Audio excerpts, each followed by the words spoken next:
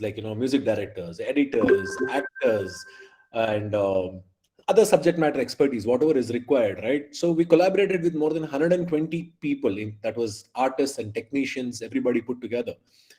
And finally, we came out with the first Kannada web series, right? And nobody funded it. So we were innovative enough to dare to attempt for a web series. In 2012, we started it. But when I said I'm going to do a YouTube movie, everybody were laughing at me. And I think that's where, I had a point to prove that, it is possible, because we are the boys who grew up with the internet generation. We transformed along with the digital age. We saw the pagers to cell phones to the smartphones today, right? And we saw the old Bush TVs to the new age QLED TVs, right? We have transformed with the generation and the technology. So the most important thing was, uh, today, reaching people is not an issue. Before, if you had to watch a movie, you had to travel all the way from your village to the theater, sit there, watch that movie of NTR, MGR, Rajkumar, or Amitabh Bachchan, and whistle. You had to watch it again and again and again. Entertainment was far away. It was at your neighborhood, in your neighbor's TV.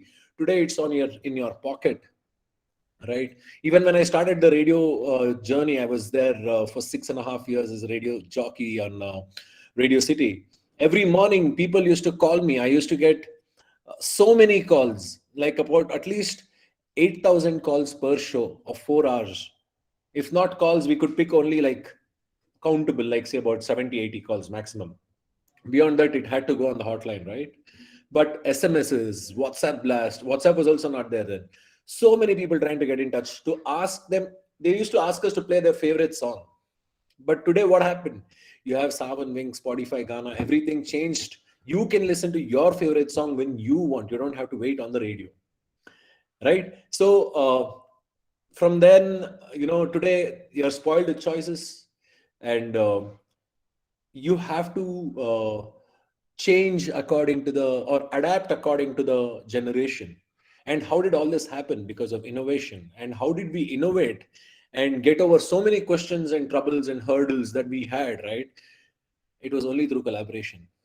So I personally feel innovation is the mother of necessity, or the mother of necessity is innovation. And the quest to solve the questions is collaboration, and the ability to move on with what is in the market is adapting, is what I see. Wow, super, super. I think in industries, people like you, if you are there, I think the industry will No, I enhance, mean, cherish. unfortunately, what happens is film industry is as good as a government organization. Right. What happens is, once they see the change, once they see the success, only then they start chasing it. Very few people dare to go out and adapt technology into their, like, say for example, my last job, I quit very recently, about a month ago, was at CultFit. If you knew, there is a product called Cult Life where you could work out from home. During the pandemic, it was really, really a big Success. deal, and I wear the hat of leading that product on the production and content front, along with another great set of collaborate. It was a collaborative effort, five of us. One was into technology, one was into content, one was into strategy, and I was handling the production and stuff like that. Trust me when I say this. Now we have adapted technology in such a nice way. Uh, People were working in a production crew. The job that demanded you to be on the spot is now being done at sitting at your home. So the editors get access to your footage sitting at home through cloud computing, or NAS or any other server, and the athlete has broadband connection. So we have a small kit that we send it to their house where they can actually broadcast their classes live from home, right? We So talk about online serials, because yeah, of COVID lockdown, yeah. serials never stopped it. Correct. So today we are able to generate at least 8 to 9 hours of content on an everyday basis, and you can engage people. So the reason why I said about this is, um, technology is the big thing. It's the next big thing. If you don't, if your mother, if your grandmother, if they don't know how to operate a cell phone or a smartphone, they will be outdated. They will always need another person next to you, right? So the need of the hour for all of us is to not rely too much on a smartphone and to get smarter in person. That's what I feel. Thank you, Mr. Vinayak. I think very important. I just want to tell you, simultaneously there is a polling is also going on few aspects. Kindly please post your views on that. So it will be good that we have interact in the session. And coming back to where Professor B.R. Rao stopped, we are also extremely sorry for the technical glitches. So suddenly it got stopped and suddenly it got disappeared. I think because that we made a host and the host exited, so that meeting got ended. That's the reason. So I request all the hosts not to exit so that the meeting will not be stopped. So we'll continue with this. Please go ahead. I'm sorry. Okay, good. Then. Thank you, Abhinandan. When did I? The starting only you have stopped. Huh? Your starting only has not started actually. I'm really sorry. Okay, fine. I will. So you have to permit me. I'll just Please. rewind whatever I wanted to speak. Okay, fine. Good afternoon, everybody. Thank you, Dr. Abhinandan, for having me here, and congratulations to the entire team of your conference team, Department of Commerce, Maharani, Lakshmi, Ammanni College, for having this wonderful theme as a conference theme. Because change and transformation on the one hand, and on the other hand, innovation, collaboration, and leadership. These two are very important actually. So I'm trying to bucket these two into two pools, two buckets. One is change and transformation, which is the need of the hour. Always we say change is the only constant.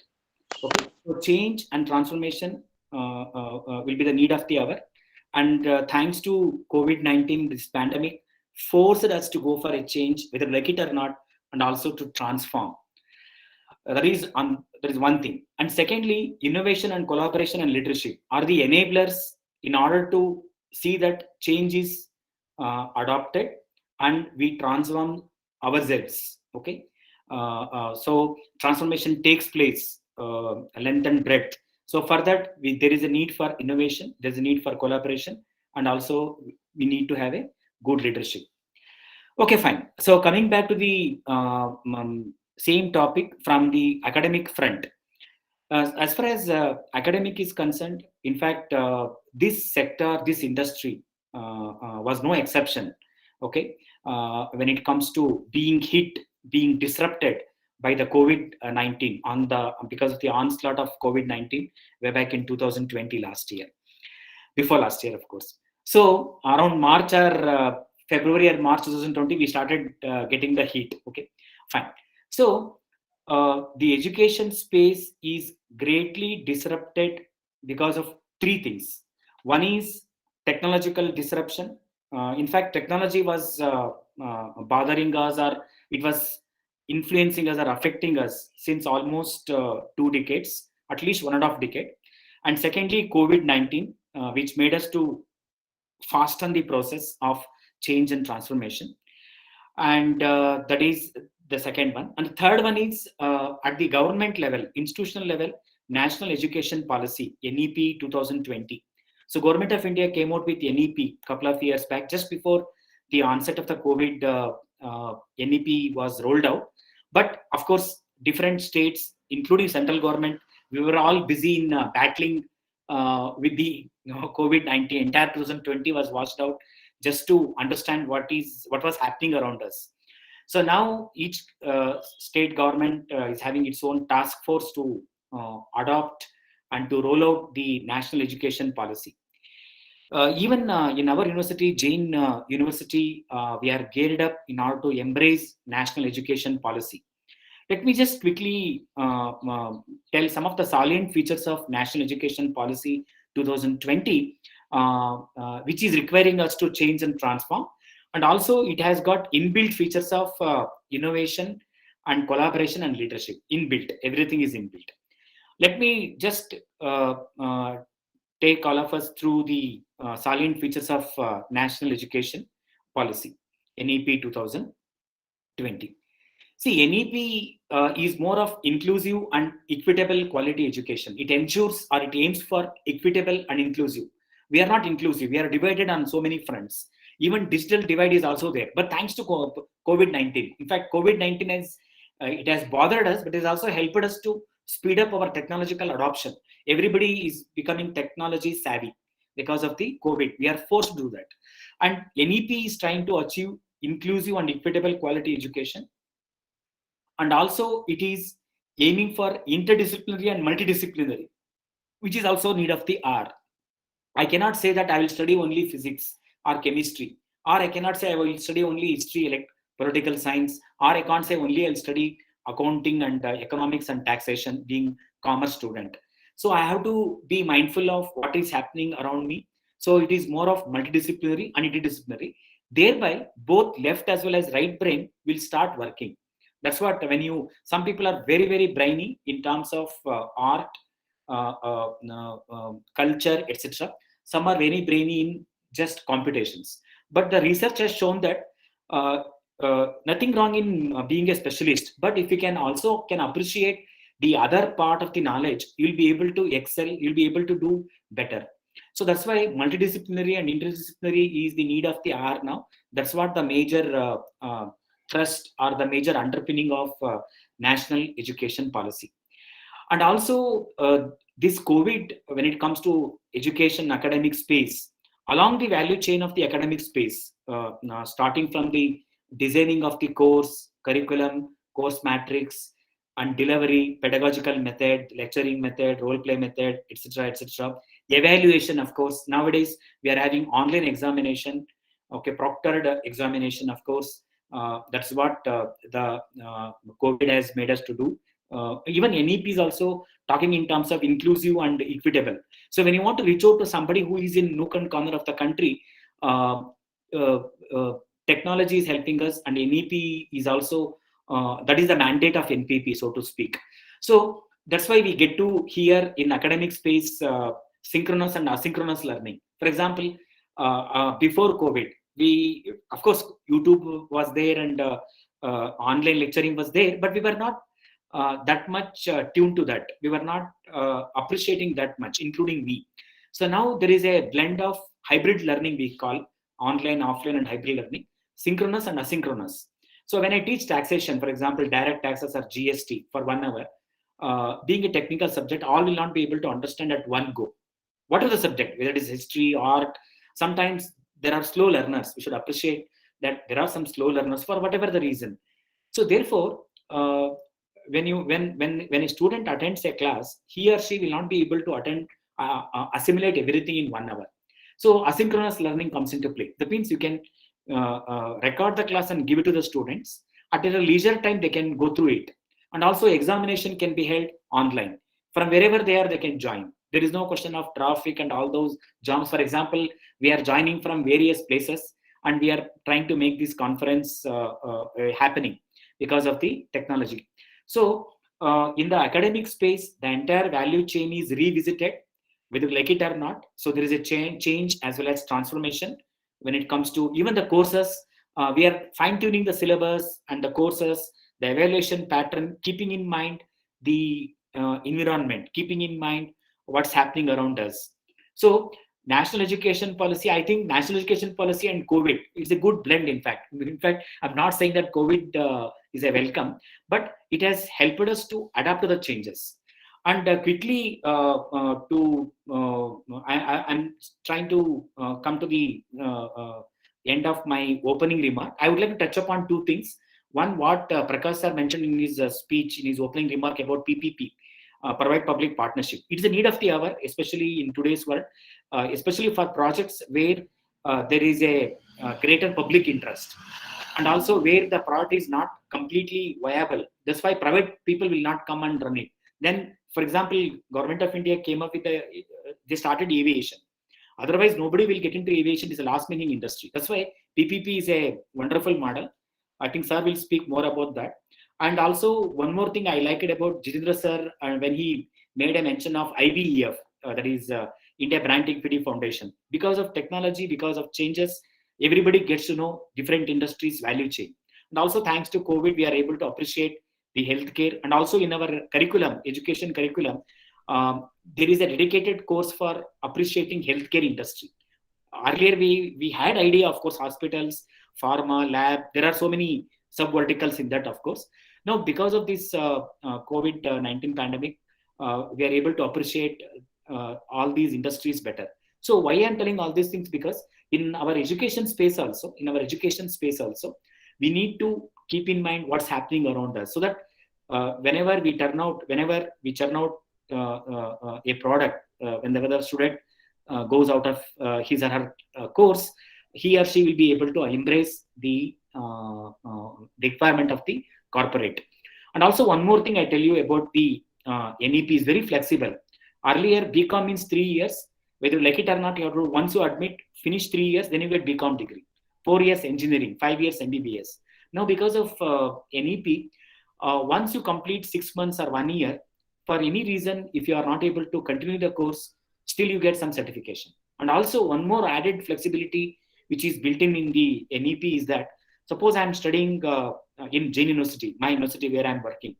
For any reason, I believe that there is a course which is available not in my university. Some of the professors who are available in some other university, X or Y, Z university, I would like to take one course. Still I can do it. There is something called as ABC, Academic Bank of Credit. So as long as I complete that course, I get the credit. Everything is digital. Just like we have a demat account in stock market, whenever I pick up the shares, debt instruments and mutual funds will be there in my demat account. In NEP also, Academic Bank of Credit is helping us to get degrees on various front. And also Vinayak Joshi, young entrepreneur, and of course we have been watching his movies, Amruta Varshini.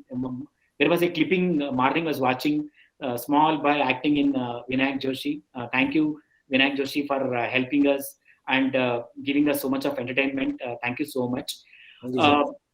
In fact, OTT platform, recently we did one research project on impact of COVID on OTT platform, over the counter OTT platform. What are the changes taking place and how far it is commercially viable for all the stakeholders? Need of the hour. Everybody should be profitable. Everybody should be commercially viable. So this is what my opening remark. Thank you. Thank you, sir. I think you have detailed, you have explained. Thank you so much. Let me go to Dr. Vidhu Kantidas. I think you've been waiting for a long time. I think it's not. Good afternoon to all of you. Not a matter. It's a enlightening thing. I'm listening all the speakers carefully, and it's enriching me only. Thank you, Professor. Thank you so much. Professor, you. I'll ask you one question to you. I think you have to answer to this, to all of us, to know what is the status of Northeast. Changes, what do you see in every organization? When you look at the Northeastern states, what are the tech challenges you see, sir? From the rest of the India, what are the challenges you see? We talk about Northeast. People come to in search of job. People come to South. People come to the other parts of the region in search of education, something. But what do you see, sir? Yes, sir. First, I would like to thank Abhinandan and principal of MLAC that are giving me the opportunity to represent Northeast India. Thank you, sir. I'm from the state of Mizoram, which state's population is little more than 11 lakhs only. And smallest state in Northeast India is Sikkim. It's 6.2 lakh population. And largest state in Northeast India is Assam. It's the largest in terms of population, and more than 3 crore population is there. We are being termed as backward or very backward for centuries. Okay. But here my discussion is divided into 2 parts. That is change and transformation. And I'll discuss about change and transformation took place especially last 2 decades. That is millennium onward in Northeast India. And later on, I'll talk about the scope of collaboration, innovation collaboration, and as well as leadership in Northeast India. Now, first I would like to change and transformation took place in Northeast India, being it is tagged as backward region, basically hilly region, tribal population, and majority of the India as well as we Northeastern people, we believe we are backward. Avinandan rightly pointed out, majority of our educated class or rich class, they want to send their kids other than Northeast India. But Northeast India is one of the rich destination in terms of education. Here I'm just giving a small picture. That is, Northeast India has 11 central universities. It has IIT, IIM, AIIMS, three central government hospitals like AIIMS, and equivalent to AIIMS, two more hospitals are there, that is called NAGRIMS and RIMS, RIMS, okay, RIMS. And education is so cheap here, that is, we are Central University, Mizoram University, we are offering MBA degree only 70,000 for 2 years. Hostel is only 1,700 per month for fooding and lodging. And it's unbelievable somewhere else in the mainland. It may be Gujarat, it may be Bangalore, it may be Karnataka. So apart from these, we have lots of state universities, 17 state universities are there, 33 private universities are there till 2020. And one of the cheapest education in any sector, medical or engineering or general subjects, you will get one of the cheapest education sector in Northeast India. Now, this transformation took place in last 20 years. Majority of the educational institutions, especially central government institutions, established in last 20 years. Now come to the infrastructure part, especially road communication, railway communication, and airport. This region is one of the richest region in terms of airports. Though railway communication is meager only, now Government of India is trying to connect all the state capital through railway, and few state capital already connected. Apart from these, huge four-laning program is going on Northeast. So the term backward no more applicable to Northeast India, and especially those who want to do business in terms of in the sector of education, healthcare, or even consumer sector. It's a very good market also. Northeast India is known for sellers market. It's not buyer markets. Here prices are very high. Here any company may come with any product and they may sell at very high prices. And because of this, especially for last 2 years, all these e-commerce companies get the space, and you will find even in remote villages, companies like Flipkart and Amazon, they are delivering their products and services. So here, especially those industrialists or entrepreneur want to invest in consumer goods sector, want to collaborate in education sector, or want to do some venture, they may come here and they may definitely get a huge scope of business. Now I'll take it 2 more minutes. Okay, I'll discuss some other issues also. Say any company in education sector, you will find even in private universities in Northeast India are very cheap. Even medical education, especially Assam government offering all the government medical colleges, fees is only 30,000 per semester. Even a poor people can afford. But still you will find people are going other than Northeast for their education. Here, a great scope for collaboration, especially educational institute, then medical institute, they may collaborate, they may send their student in Northeast India, and they may get quality education at lower price. Okay, another advantage is there, that is here lots of tribal communities are there. Their language are not common. Okay, Hindi is not very popular in Northeast India. Here, English is a very popular language. So everybody, those who just pass out class 8 or 10 can speak very good English. Okay. So people may come here and find opportunity that how they can use the resources, and lots of untapped resources, especially natural resources like mineral, coal.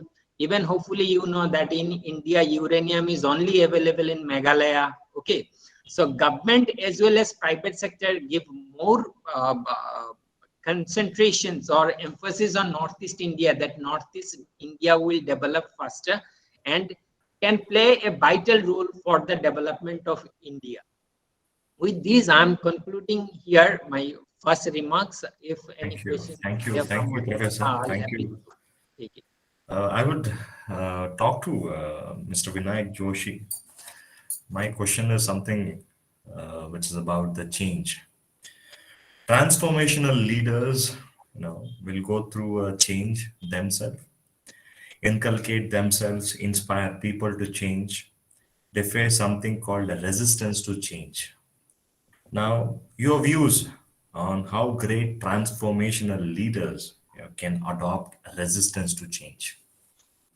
If there is no resistance, and if the leader is not gone through the fire and ice, then the leadership will be very hollow.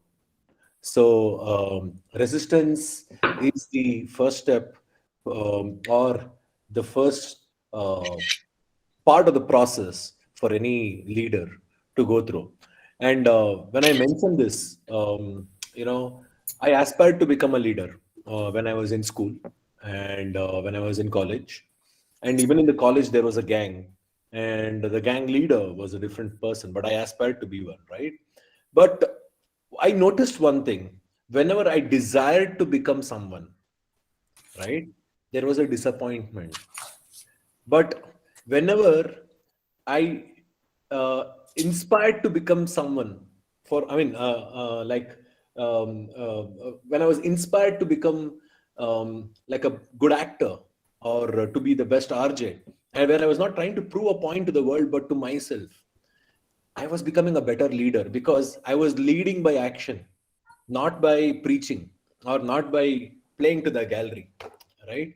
So I personally feel when uh, when you tend to enjoy what you do, and when you don't show it off, that you're show it off to people or anybody around you, that you are the leader, and when you walk from the front through an example, right?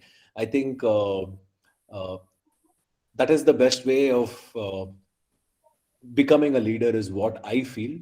And when you also aspire to become a leader in an industry that you're working in, right, being humble, accepting your mistakes, and acknowledging others' greatness are one of the top qualities of being a leader, is what I Okay, thank you, Mr. Vinayak Joshi. hope Let I me, answered your question. yeah, definitely, you've been answered. Thank you. I remember. Abhinandan, I have a question for Mr. Joshi. May We'll take I? the question last, ma'am. Please, ma'am. Okay. Yeah, take the question at the last. Let me go to Mr. Jitendra. Um, so, can you please tell me, do you agree for the fact that cost will be subject of discussion in today's healthcare system? Do you agree for the fact, sir? I'll come back to Professor B.R. Rao also, because we talk about costing in our subject. We'll come back to that. And Dr. Jitendra Kumar has also mentioned a few minutes back costing and other related aspects. Do you think doctors will understand costing, sir? Do you think a doctor will understand the price and the cost, then the commerce? How many will understand? If so, please, sir, unmute yourself. Sorry. If you ask me, around 5 to 8% of the doctors will understand what exactly the costing is. But if you say that, okay, costing is necessary for pricing, yes, it is definitely necessary. When it comes to private healthcare, they go by their local connections, and they don't have a committee to define what should be the cost for these items. So sometimes, like we may end up even buying consumables at a higher cost without our knowledge, because there is no repository of information that's saying that the cost of this particular say syringe should not be more than this one. So if you don't have control on costing, then the pricing varies. Say for example, at NH, Narana Health, so since it is a huge hospital, they can have a price negotiation with the production company itself.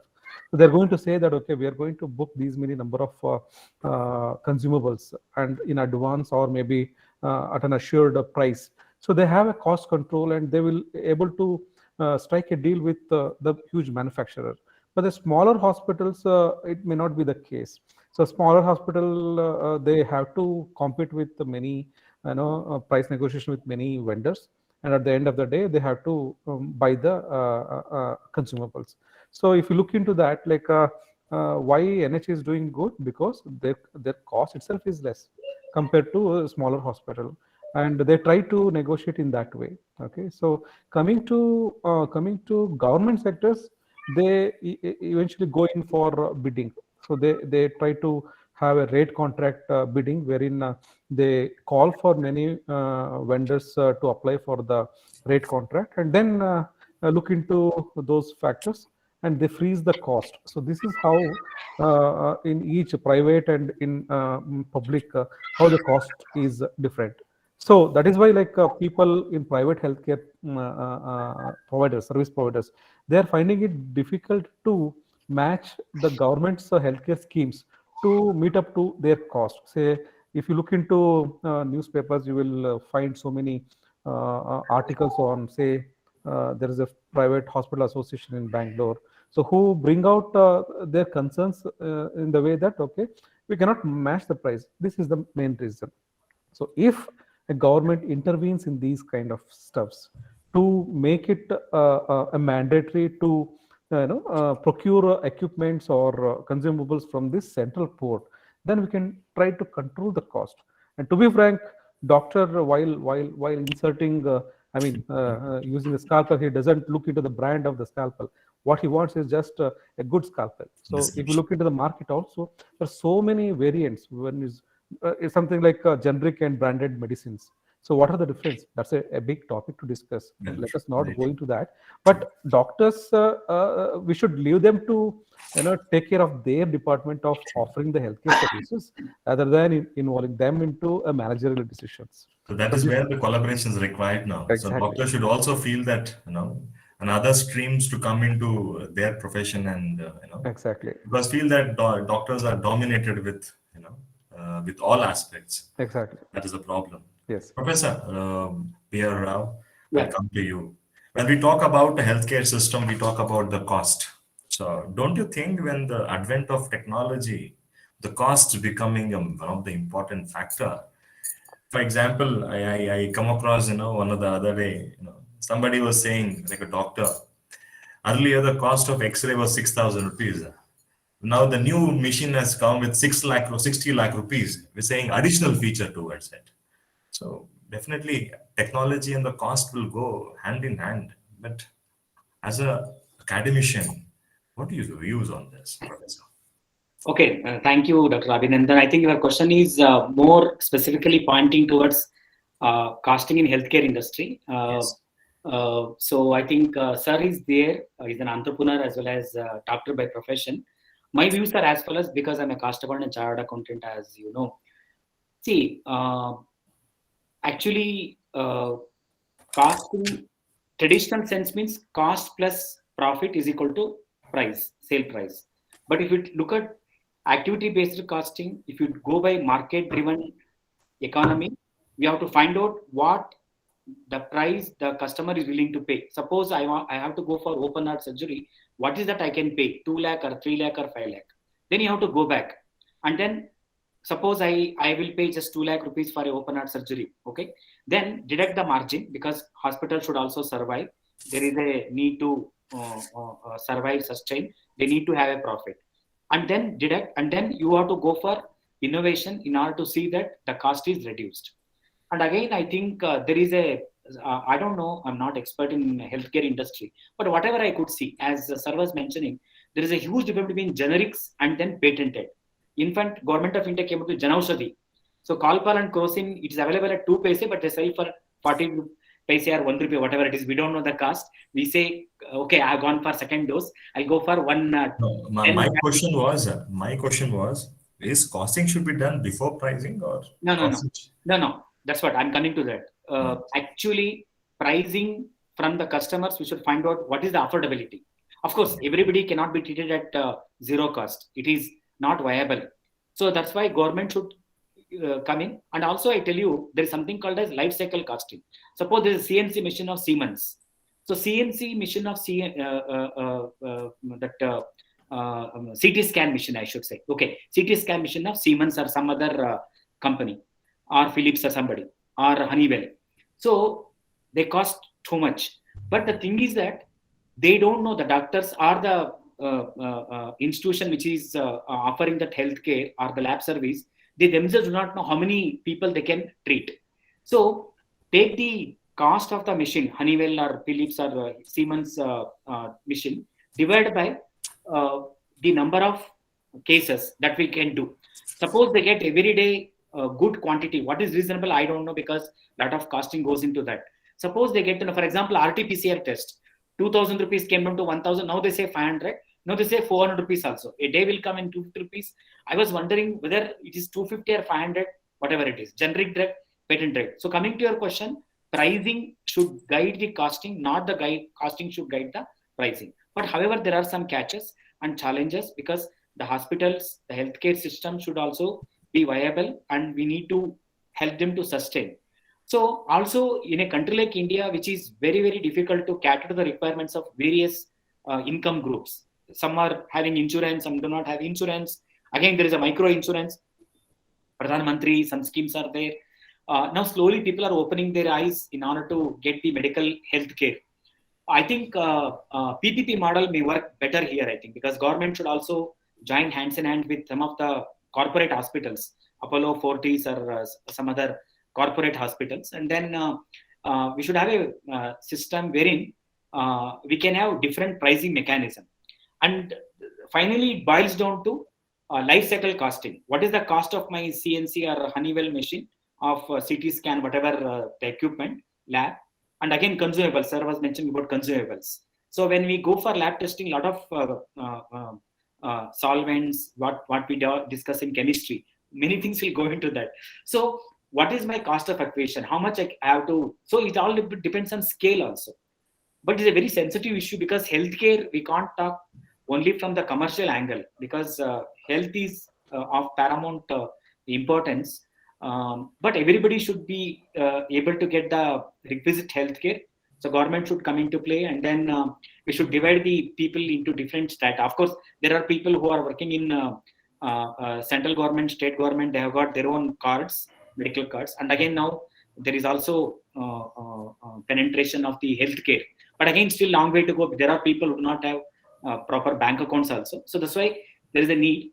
But pricing should guide the costing, not the costing should guide the pricing. Thank you, sir. I'll tell you why the reason I brought this issue into picture.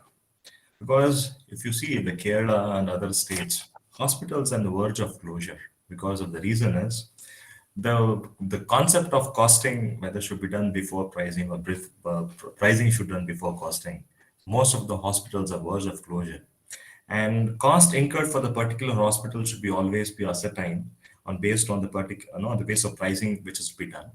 And today you saw the cost is always give a benchmark, and it does not tells particularly what it has specifically it has to do. And why I'm talking about all this thing issue, because you see there is an Ayushman Bharat where the government has brought an insurance. The problem here is whether the Ayushman Bharat insurance, when I'm an insurance holder, go to private hospital and I'm claim for it, will private hospital claim for that? The big question mark, because the cost factor will come into existence. what you see in the private hospital and what you see in government hospital, a lot of differences are there. And definitely, very importantly, when you talk about the demand for reimbursement of a insurance scheme, so definitely private hospitals demand for some of the higher prices because they feel that I am given a good treatment.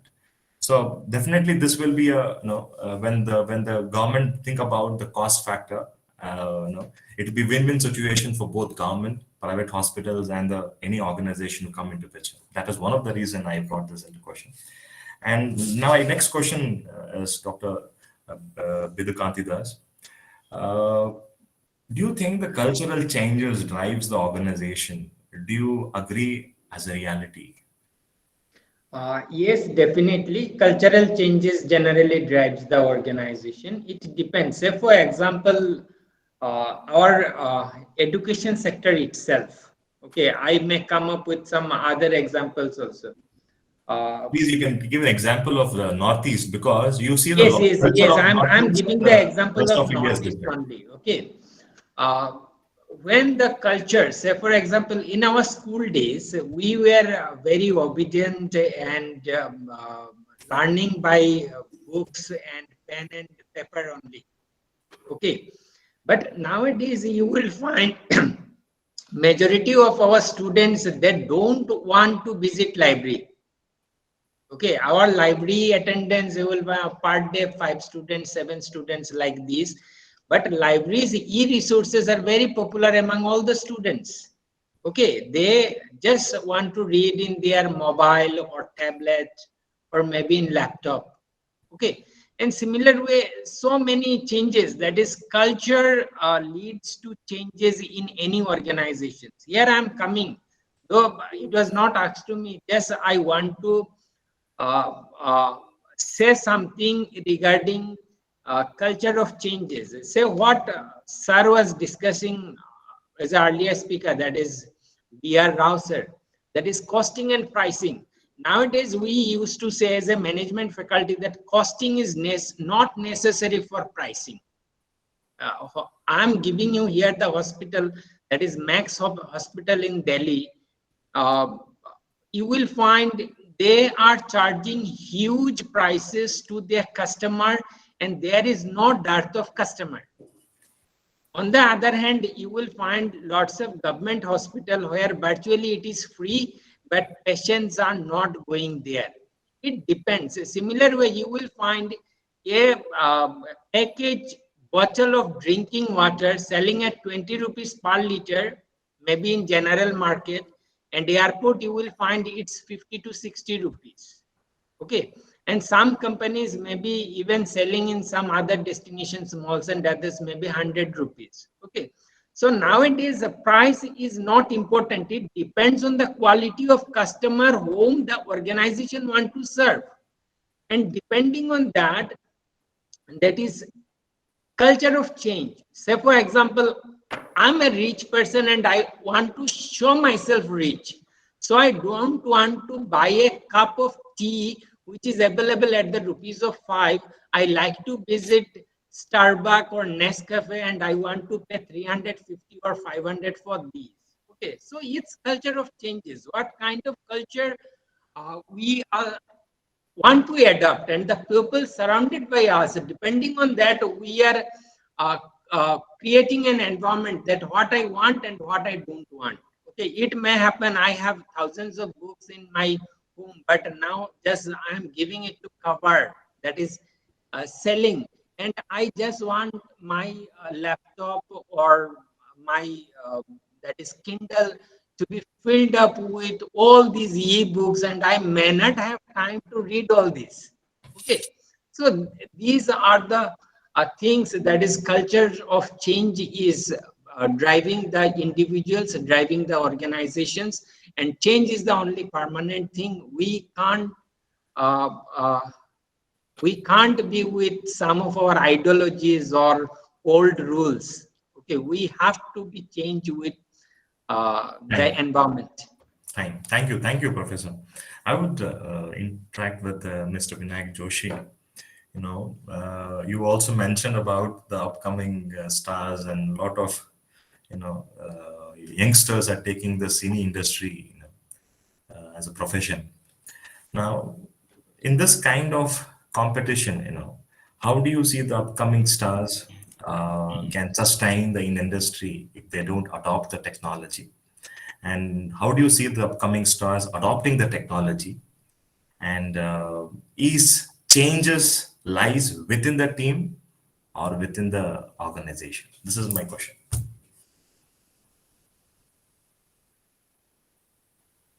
Mr. Vinayak, is there?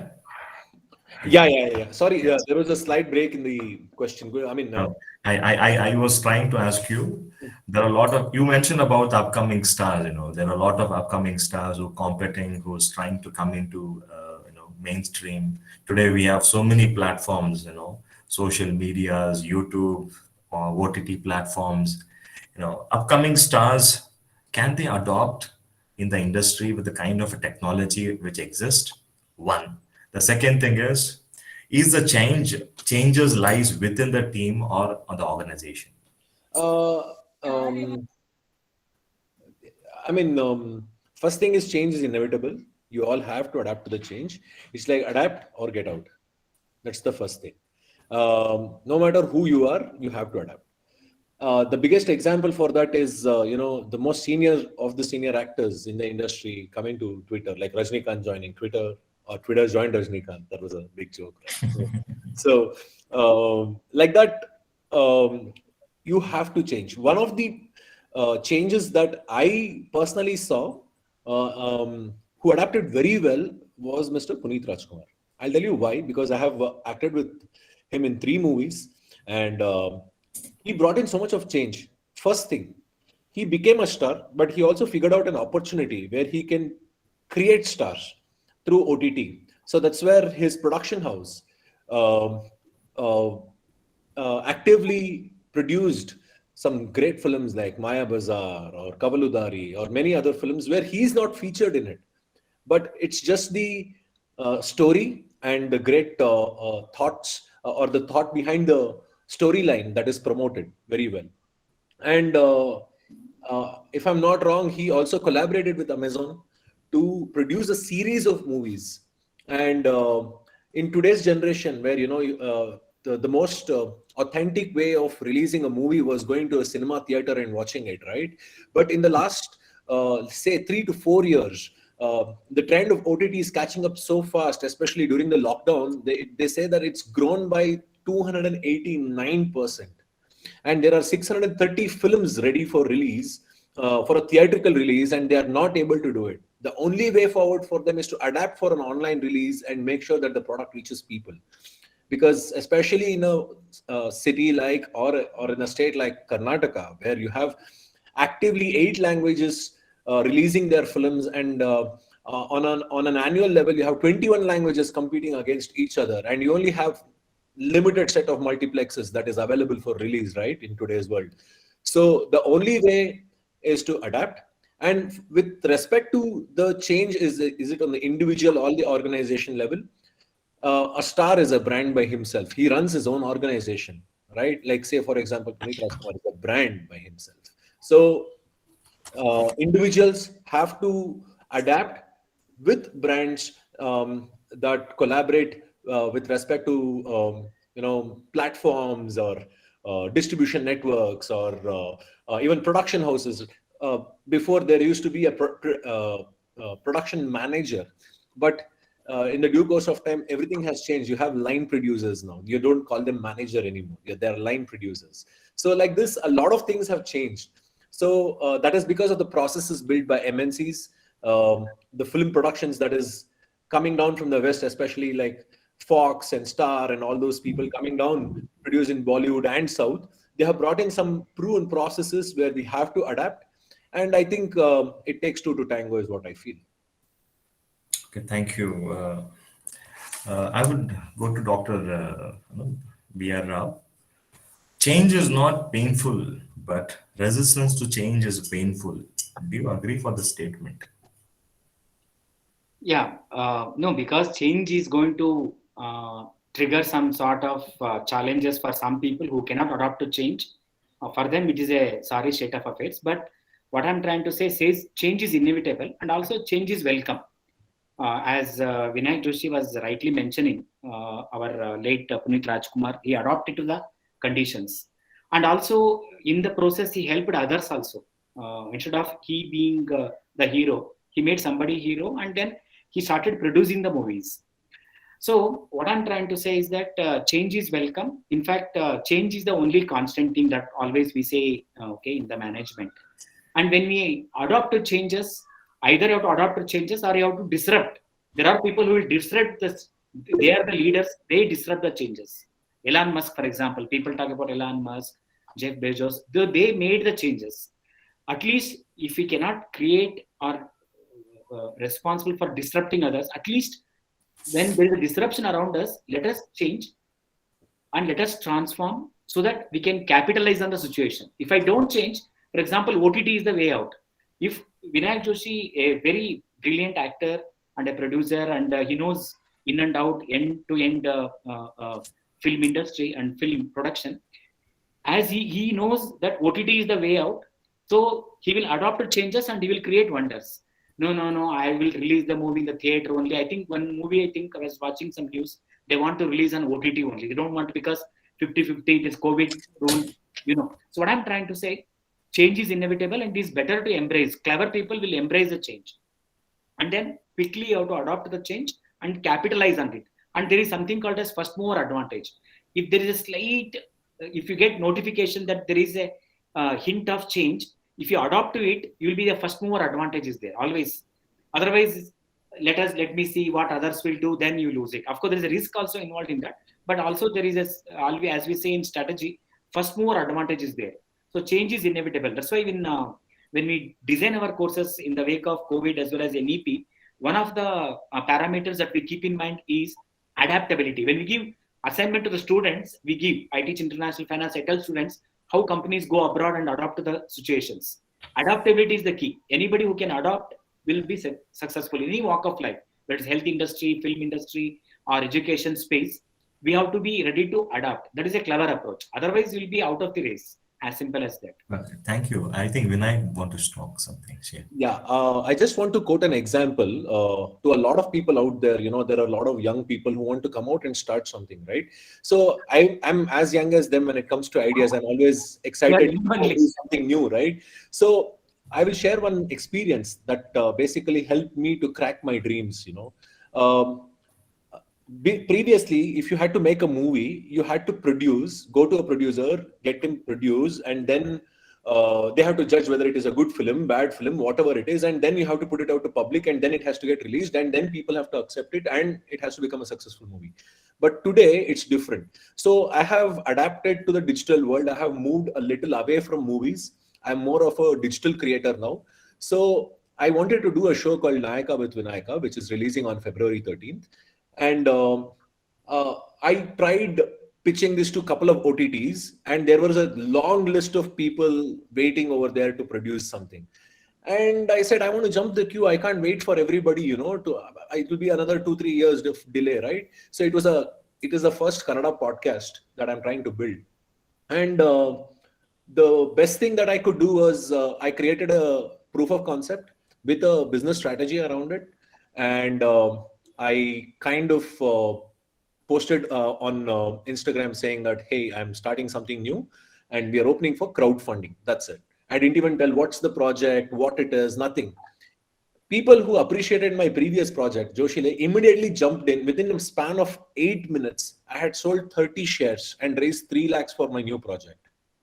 Okay. And with that, we went and shot like about half of the project. We went and showed the footage to the sponsors, and then we sold our we sold the sponsorship slots. So today we are giving 100% value content, fresh content on YouTube for free for audience, and this is funded by audience even before it was watched. So what I want to say is, if you have a great idea, right, and if that's where leadership comes into picture, and if you know how to adapt to the technology, right, and if you know how to or if you forget about gut feeling, forget about intuitive feelings, if you strongly feel that from your mind and heart that this idea is going to work, When you're young, when you can afford to make mistakes, please go ahead and do it. The one who fails to dare to do new things, or one who does not make up their mind to make mistakes, will always remain to rot in a room and always talk about, hey, nan madbekagitu. Hey, you know what? I thought about it then only. You will never go beyond a point. That's all I wanted to say. Thank you so much. Dr. Jitendra Kumar, I'll come back to you in 2 minutes. Mr. Vinayak, I think I so strongly believe that that industry people are scared about OTT platform. The reason is, what if the OTT take over, and what about the job opportunity for those who work in the theaters, production, and there is a kind of fear that among the industry, that OTT will take away, especially the dubbing artist. Just earlier movies were dubbed. Nowadays dubbing is also become a, any movie can be dubbed any language. So what is your views on this? I personally feel this is a fear only which will be subject to their personal fears. We have all outgrown fears. This fear is in every industry. When the Amazon and Kindle and the ebooks came in, there is a fear of library becoming extinct. And in the next 5 years, you will not see many libraries because the physical copies will become like a museum, right? And a couple of years ago, in the movie theater, you had to have 7 or 8 people to run multiple projectors to change the reels. And today, all you need is one person where you can just put the downlink and project it in the theater. So as we are talking about change, right? Change is inevitable, but I would like to add one more thing. Growth is also inevitable. Even if you don't want to grow, you will grow. Not just in whatever you want to do, but even in your, with respect to age, with respect to your thoughts, with respect to your finance, everything, you will grow.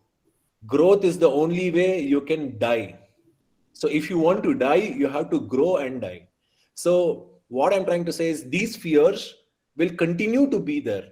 But I also want to say that fear is one of the best things in life that one can have, because that insecurity will lead you to become the best, so that you will continue to innovate and become a leader in whatever you're trying to do. Yes, I think fear is the medicine or the fuel for a lot of things. I strongly believe in what you said, because if there is no fear, then there is no point of living only. Yeah, So the absolutely. fear should be there. So We are all afraid of COVID, but we have moved on. very, very true. We have outgrown that fear. We have a new fear now. Dr. Jitendra, I think you want to talk about that, please. Yes. He mentioned about crowd funding for the project. Yes, that is the new concept even in healthcare industry now. Like many people have started using some of the regulations what has been already available, like cooperative society. So that is now booming. And one of our client actually from Hyderabad, he is working on cooperative movement for healthcare services. If you look into in the industry, you will find cooperative for finance related or banking sector, more or less, or to some extent to protect their interest in, say, planting in planters, agricultural industry like areca, that kind of thing. There are very few examples of cooperative societies that are working in the area of healthcare. And I think this is a great move, because like people, and most importantly doctors, has started thinking to work in these lines and include even the patients also to be part of the members. So there will be a separate, I should be saying, like pricing for the members and the non-members, that kind of things which are coming by now. And also adding to that point, like in these cooperative society owned hospitals, right? So they are inclined to offer the best treatment when it comes to the care as a per se, but not, they do not give importance to the hospitality part of the care, like something having a high end a deluxe room for the patients. What is important for the patient is just a good treatment. He may not be needing a deluxe room or a TV connected with digital services. So that concept is now booming. I think any of commerce background, Dr. Raghavendra Rao or Dr. Bidu can comment on this. Though the concept is from healthcare, but it works towards the universal framework of including the patients to be part of the service, because they are well informed about even the pricing for any given services. Okay, so thank you, Dr. Jatinder. See, I want to ask Professor Vidhu Kantidas. Now, you being in the Northeast, do they watch movies, Professor? If they watch the movies, is the theaters are there? Question mark. Yes, theaters were there, but nowadays OTT Yes, platform I was is about to come taking that over. only.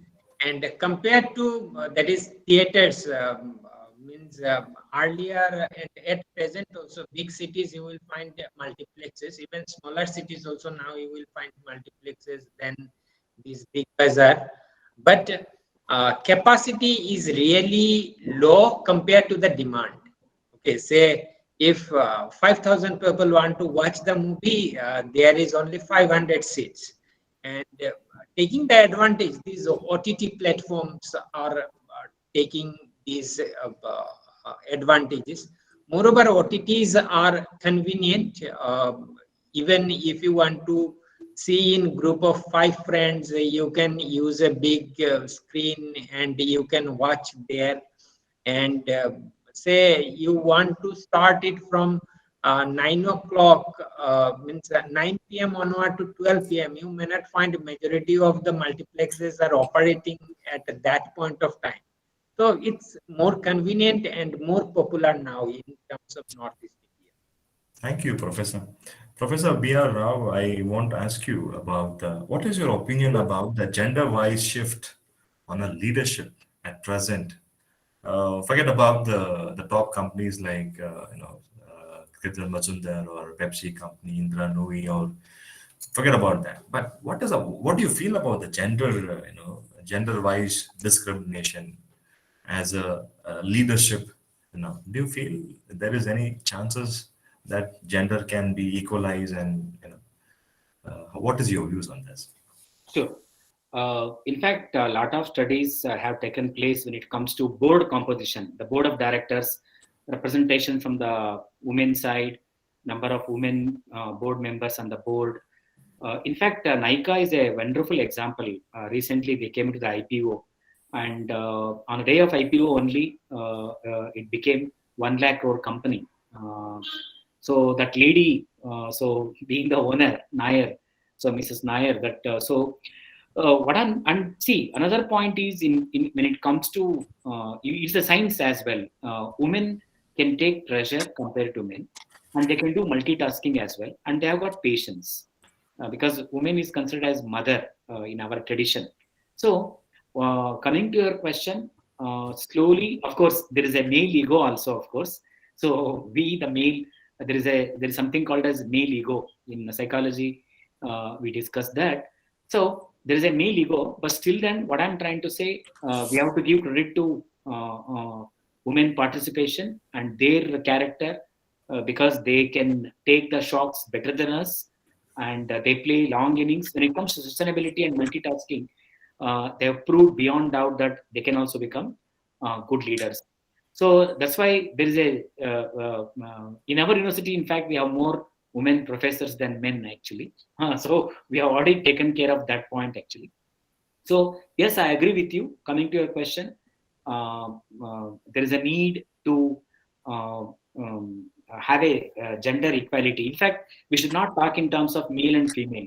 So that discussion should also go off in the sense they're all human beings. So, but now there is a great need for the acceptance, of course, for the general good. They are great actually. They are good. They can add really value. That's why in board members, there is a you can see a number of research studies. Women representation in the board is always good, not only for namesake.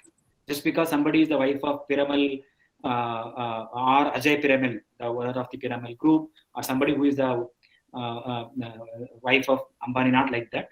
So they have to make a representation. Effective representation is important. Just I would like to add one more thing.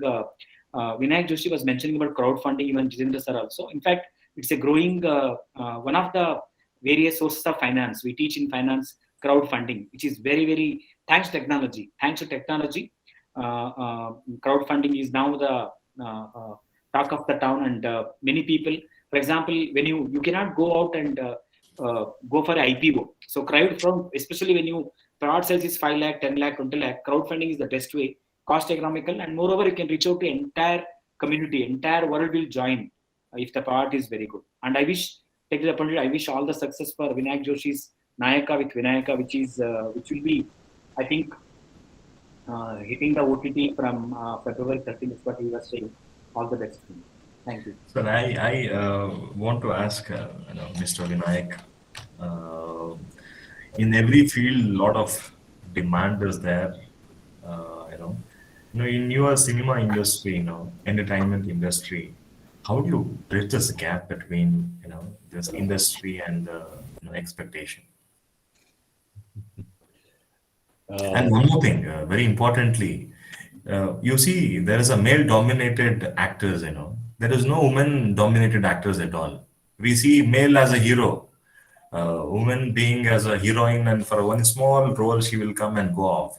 So, what is your views on this? As a gender perspective, also you can talk, please. I mean, it is changing, definitely. There is a great shift in the perspective of cinema that is seen today.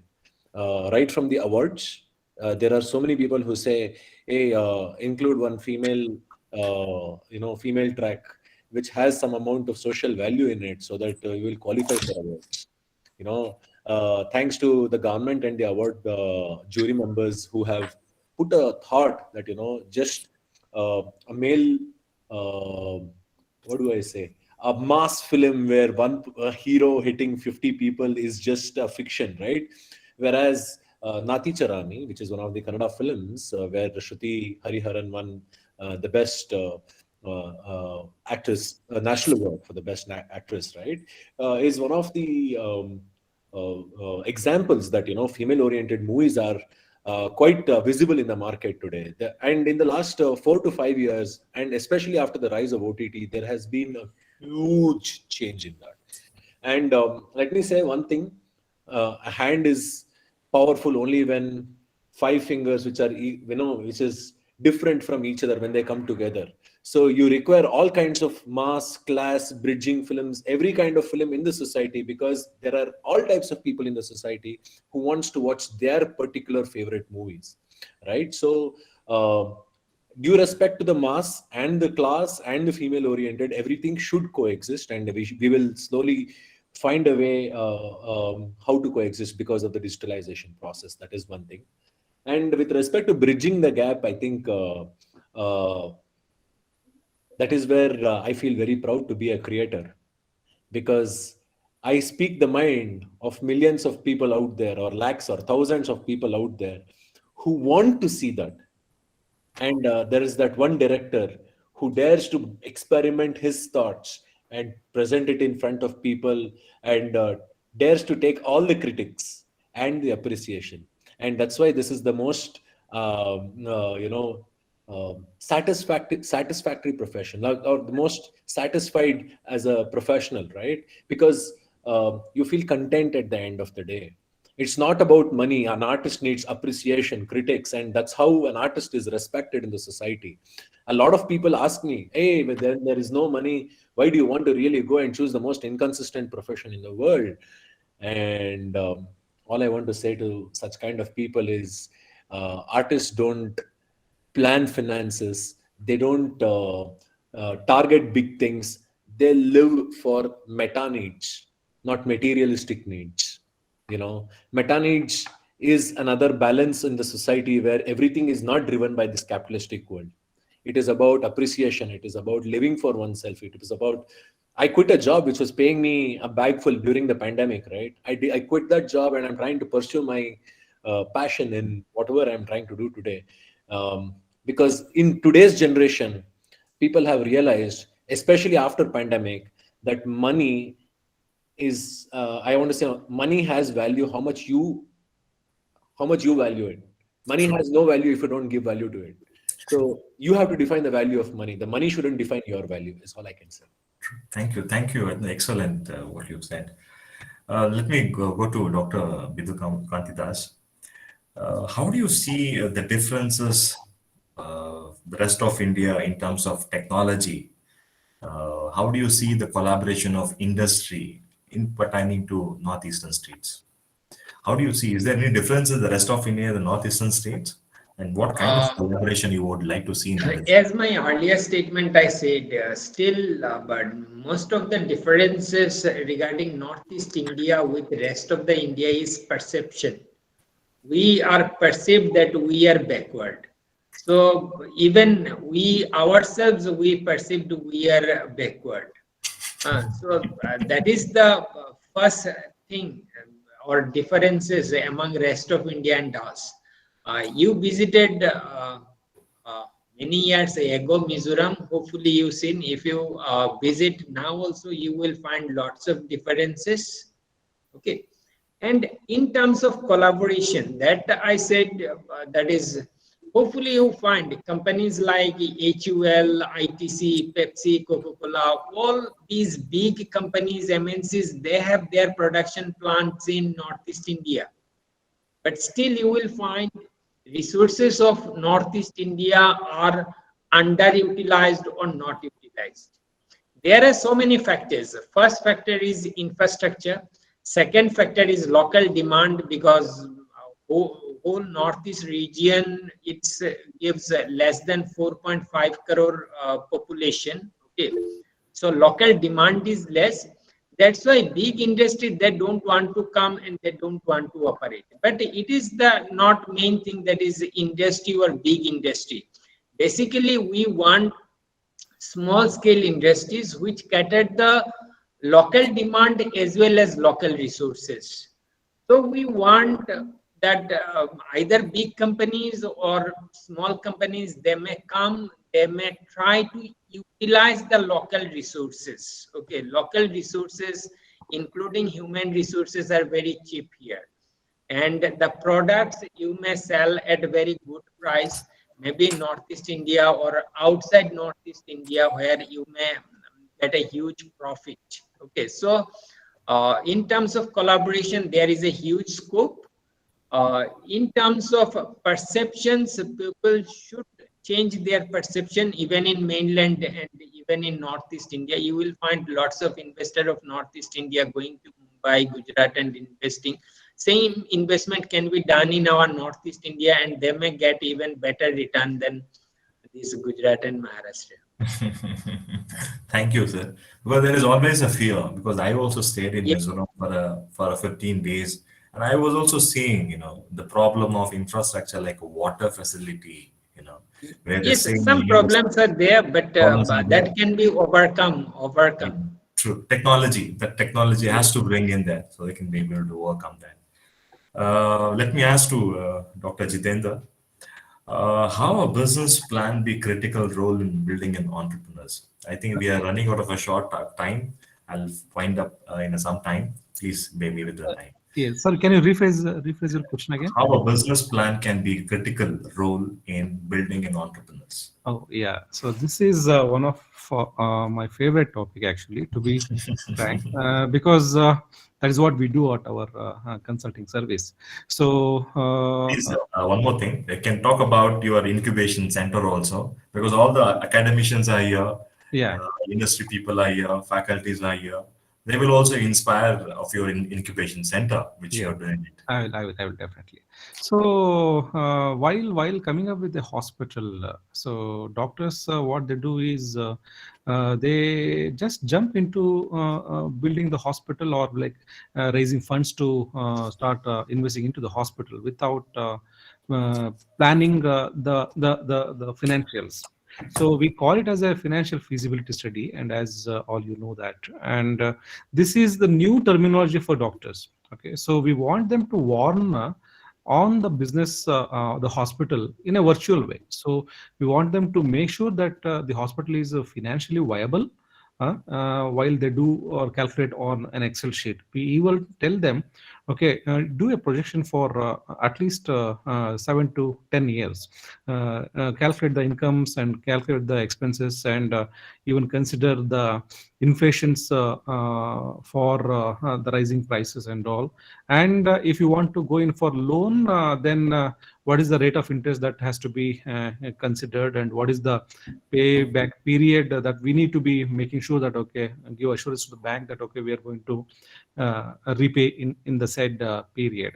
So while they do allow, so out of 100, so when we do this kind of a project, only 10 people will come forward to venture into the hospital. The reason is, yes, they see on the paper that they find it a lot challenging than in real. So they want to prepare themselves so that while they actually venture into a hospital, then they should be ready with these challenges. So this is the trend what we have been seeing. So we always tell them, okay, supposingly if your hospital is not viable, the virtual hospital will help you in making it viable. So strategize in such a way that you need to get those parameters that the bank accepts. Okay, so something like DSCR, debt service coverage ratio. So the bank says that, okay, we need to, it should be anywhere between 1.5 and 2. So we try to increase the revenue or decrease the expenses to meet up to the desired bankable statistics. In the whole process, they will also learn that, okay, I was thinking like this, so maybe I need to re-strategize on increasing the number of patients to fill the gap of funding. So this is the kind of insights what they get while they do financial feasibility study. So this is coming to hospital per se. At the same time, healthcare is no different. So take any concept for that matter and then do a business plan. Okay, so that is what I, being a hospital consultant with a special inclination towards healthcare, IT, and finance, I'm also guiding the incubation center of Dayananda Sagar University.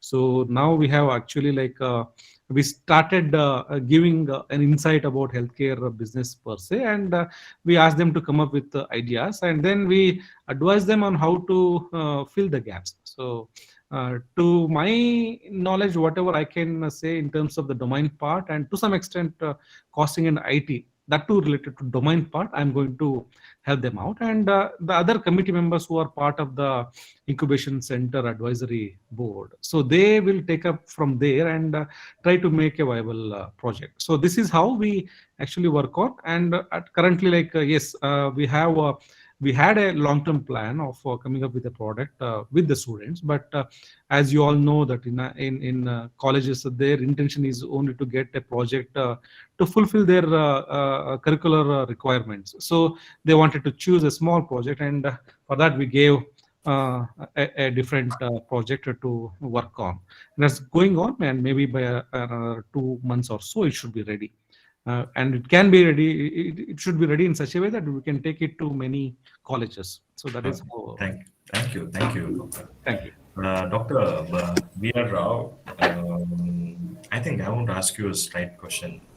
I think today we are talking about cryptocurrency, and can you please light on this? And what are the issues we are talking about this?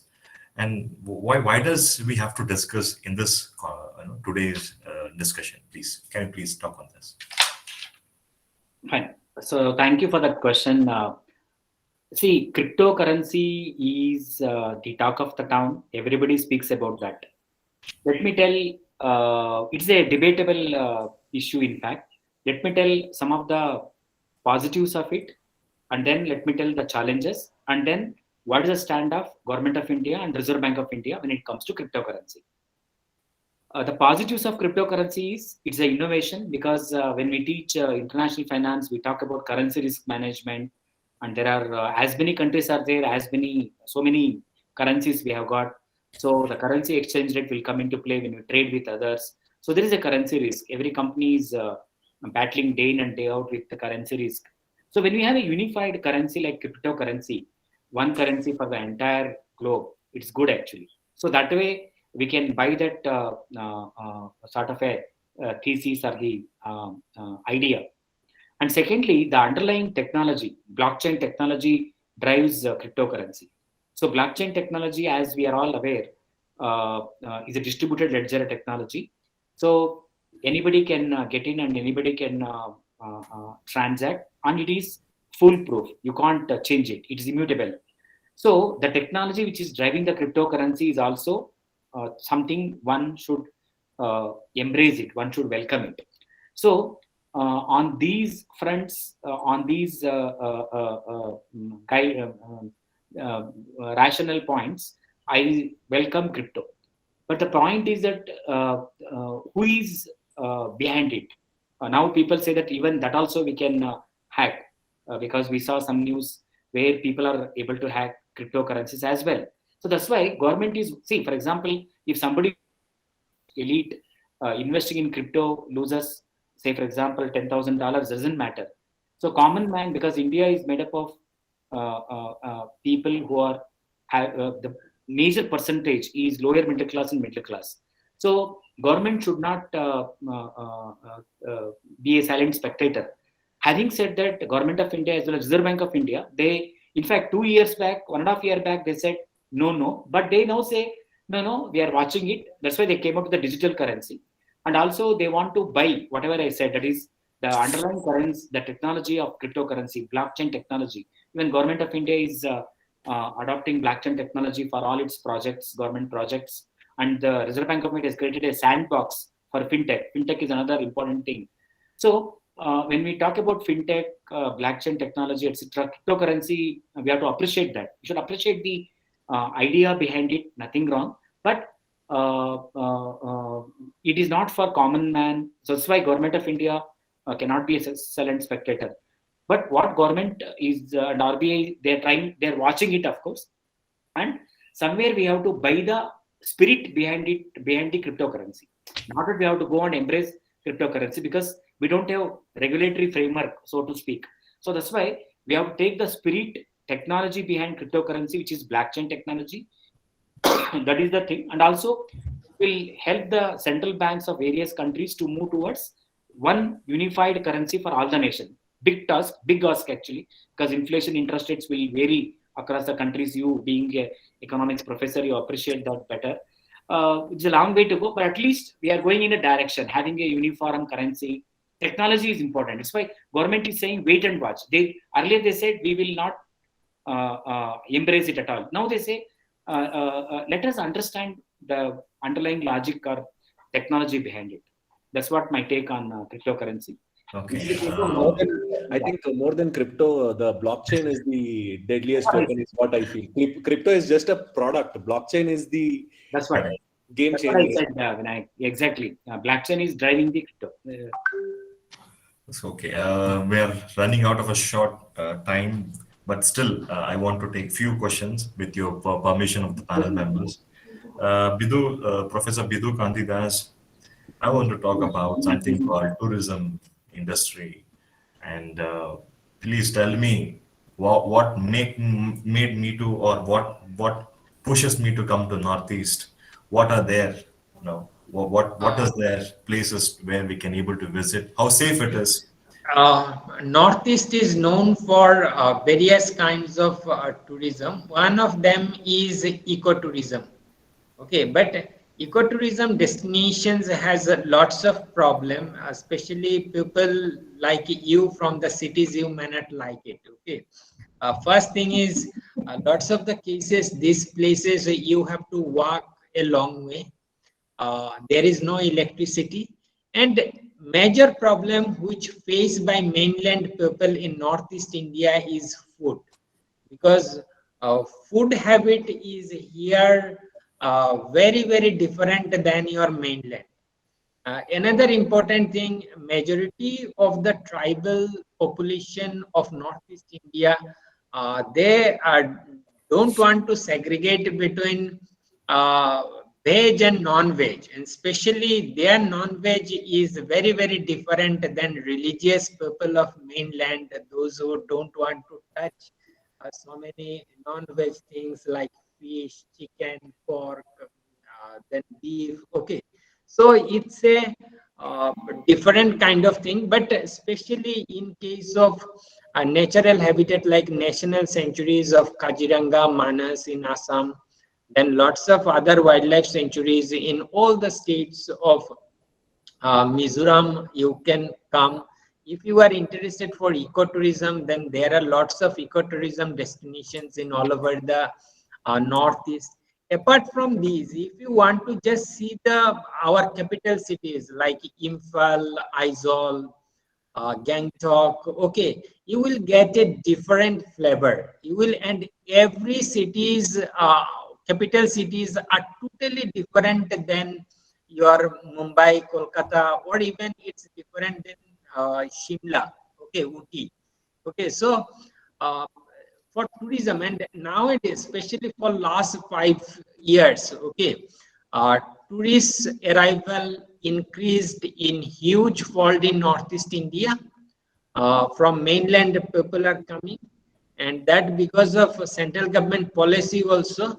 Now central government is providing lots of infrastructure facility in Northeast India, especially tourist destination.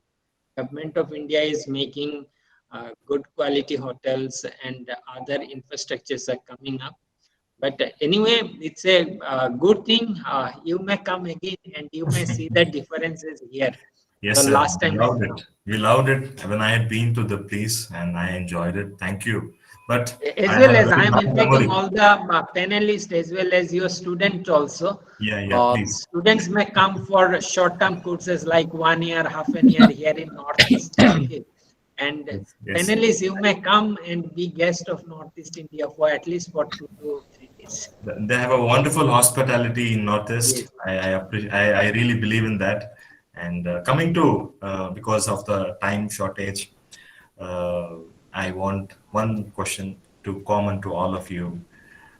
Due to COVID, you know, what kind of a transformation in you see in your sectors in the stream? Probably you are all wondering why I'm not asking any question to Mr. DP Prakash.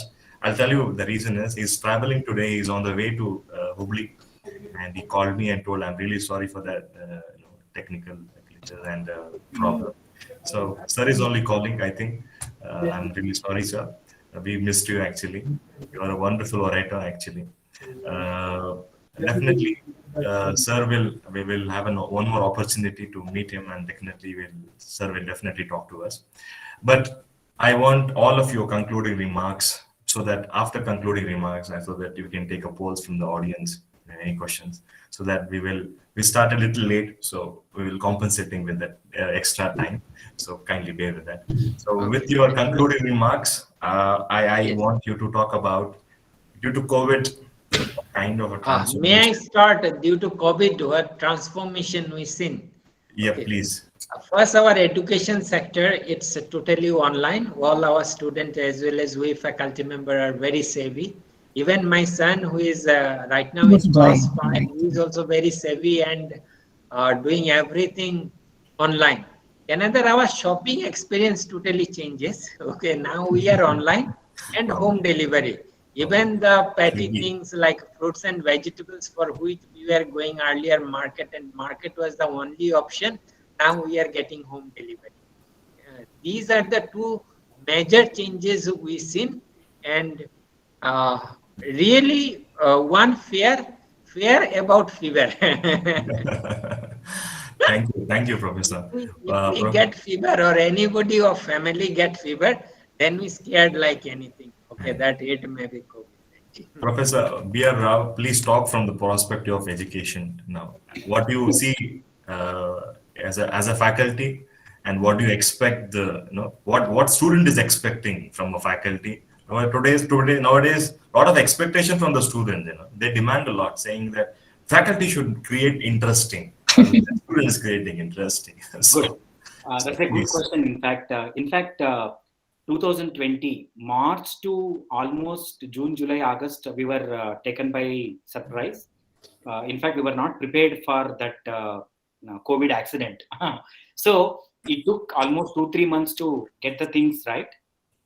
It threw up a lot of challenges, especially for people who are having issues. In the sense, there are people in India I'm talking from the angle of the people who are less privileged. They cannot buy the smartphone, they cannot buy the laptop. So connectivity is an important issue. So that is one issue one should address. As far as higher education, at our MBA post-graduation level and PhD level, plus and minuses. And as you rightly said, it is difficult to hold the audience over the virtual platform hour after hour is a big challenge. When we meet in person, we can discuss. Whereas when we are connected over this type of platform, Zoom or Microsoft Team or Google Meet, it's difficult. It is less effective, so to speak, unless the other person is badly in need of knowledge. So, so difficult to catch the attention of the students, especially when we do numericals, numbers, for example, taxation, accounting. When we solve the problems, it's difficult to catch hold of the students. When we draw a graph, x-axis, y-axis, a lot of things. But we have learned, we faculty members, as a team, we learned from each other how to adapt to new technology. So COVID has forced us for some change and transformation. And another plus point of COVID is, I'm taking from the positive angle, we can reach out to anybody. Somebody who is in small village, I can record the my session, ask him to join online. Also, I can share the recording, Zoom recording. As and when she or he gets the facility, electricity or connectivity, he or she can watch the videos. There's a major plus point. And professors of Harvard and Stanford can reach out to us, and we can reach out to anybody. So that way, it is a game changer, cost effective, time effective. Otherwise, Professor, just to stop interrupting between, don't you think today Google become a professor than faculty being a professor? exactly. But And very importantly, you see the transition of rural to urban. I think we are doing injustice to rural people, I feel, especially those who stay back, outskirts of the cities, and those who don't have internet connectivity. I think we are not doing it justice. I think, where does leadership come? Where does collaboration come? Where technology comes? It's just in a discussion happens today, and we end of the day and done. But real transformation never happens at all. I don't know, sir. It's your opinion on that. yeah, see, coming to that's what I spoke about, less privileged people. That's why a lot of things are happening when it comes to people who are less privileged, who do not have access to electricity or internet connection, or do not have money to buy gadgets like laptop or iPad or smartphone. So what these OTT platforms are doing, that's why they are also, for example, Kannada channels and many regional channels, even the and websites. So slowly we are trying to reach out to less privileged. But I tell you, this is cost effective and time effective. For example, Coursera and then NPTEL, IIT, we went through in our college, they made it mandatory for faculty members to go through the Coursera and then NPTEL Swayam courses. So there's an opportunity to hear to IIT IIM professor. I myself taught at IIM Indore for 2 years. So 2013 and 14, I was visiting faculty. That was before COVID era. Now, what I'm trying to say, anybody can reach out to anything. But only cost is the issue. But slowly, various NGOs, for example, Public TV in Kannada, they brought out so many of iPad type, okay, where they can store 10 standard complete this thing without internet connection. So without net connection, you can see the videos. So it will be stored in that gadget. Of course, efforts are on, but what to do? See, we did not welcome COVID. It came and hit us. So we have to learn how to navigate way forward. One way, it is doing wonders. That's what I feel. We were forced to change. Believe me, I was not running PPTs in the class. Thankfully, I get good scoring from the students. Without PPT, I used to manage. Now, without PPT and Excel, I don't go to the class. Excel and PPT, plus I have a writing pad, which I bought from Amazon. One China made a pack. Yes.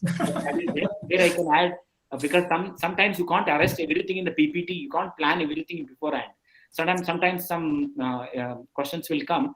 So extempore you have to explain. For that I have to got writing pad as well. One way it is good, but you can't help it. We did not welcome COVID. It came and hit us. We have to run the show, and we have to take the challenges to our advantage. Yes, I completely agree, sir. I'll come back to Mr. Vinayak and Jitendra to the last words on that. Professor Bidhu Kantidas, I have seen in the news, NDTV news channel, where students from the rural northeastern region come to the city in search of connectivity for a Not city, especially from Mizoram. Okay, that national news covers so many newses.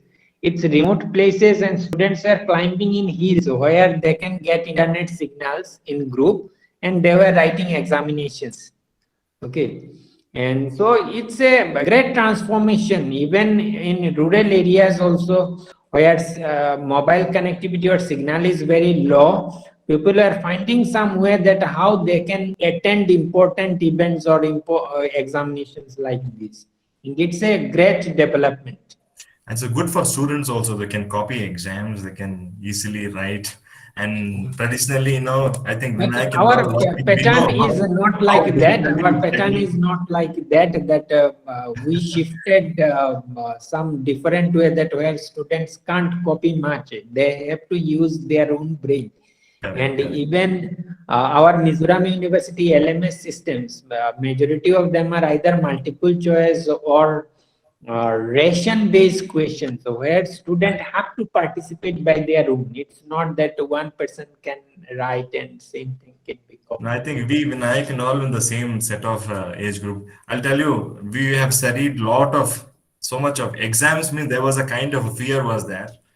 And fear makes us to make study more so that was the time. Today exam is just a part of there is no more fear at all. Vinay, your I views mean, on please. let me confess, we did copy, right? We did copy. So Yeah, we are jealous about the but present I was a very generation. nice person on me. I mean, I won't include you in this, but definitely I did. But today, I just feel, I mean, to compliment what Mr. Das was saying, right? Uh, I regret, or I confess that I regret that the knowledge that I copied is something that has not stayed in my mind, and I wish I didn't do it that day, today, and to understand that I had to copy. So it's all happens for good. All happens for good. Yeah. Very good. Thank you, sir. Please, you can give a concluding remarks so that. I mean, what do I conclude? Like, first of all, I'm so happy to be sharing this podium with so many knowledgeable people. Thank you. And Means a lot. although I'm so young, I've got an opportunity to be a part of this esteemed panel. And my sincere thanks to MLAC, the principal, the students, and Dr. Abhinandan. That is first. And how has COVID changed my life? I stopped running. I've gained 15 kilos in 2 years. And I got married, and I've been, um, uh, my life changed because of COVID. I did not have a um, great job until there was a huge demand for video directors and video consultants, media consultants, because due to the shift in paradigm shift in from offline to online, there was a huge demand for media professionals like me, because I have explored TV, radio, films, internet technology, everything, right? So it was one place where I could manage all my knowledge and put it into action. And today you see Cult Live, which is one of the most successful products. And fortunately, after I quit, the product got funded as well. And so that means my ideas are working. And it gives me a lot of confidence. And how has COVID changed my life? No excuses. You want to live, you have to learn, you have to unlearn, and you have to um, develop a positive attitude instead of sitting and sulking, and instead of saying ಅಯ್ಯೋ ನಾನು ಹಿಂಗ್ ಮಾಡಬಾರ್ದಾಗಿತ್ತು, ಅಯ್ಯೋ ಹಿಂಗಾಗೋಯ್ತು. People who have to save money say, they use the sob story of COVID when they're giving you your payments. People who wants to invest, right, they give you the opportunity that COVID has given. So there are two sides of the story. So there is a great famous story, right? There was a drunk father, and he had two kids, and one became a drunkard and the other one became non-alcoholic, right? When both of them asked, why are you like this, both of them said, my dad was an alcoholic, right? So there are two versions of every story. You have to choose what you want to be. So COVID was definitely an eye opener, and it leveled a lot of our thoughts.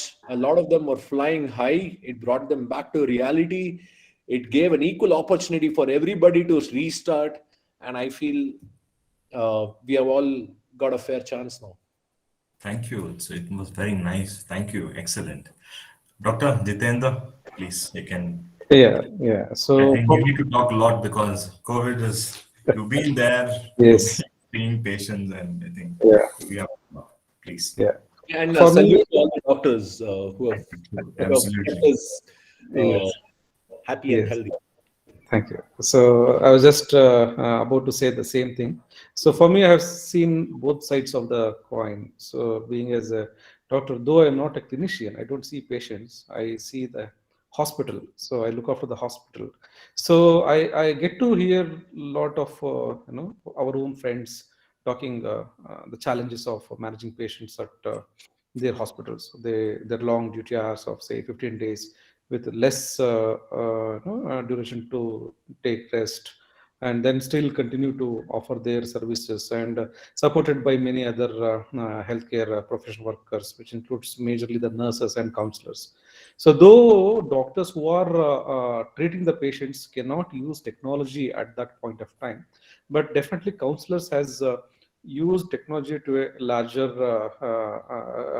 effect, and counsel many patients to keep calm. And then at the same time, doctor has taken the worst hit also. Like they are the first people to get hit when something bad happens. And I'm sorry to say that, okay, there are so many doctors who has lost their life because of that.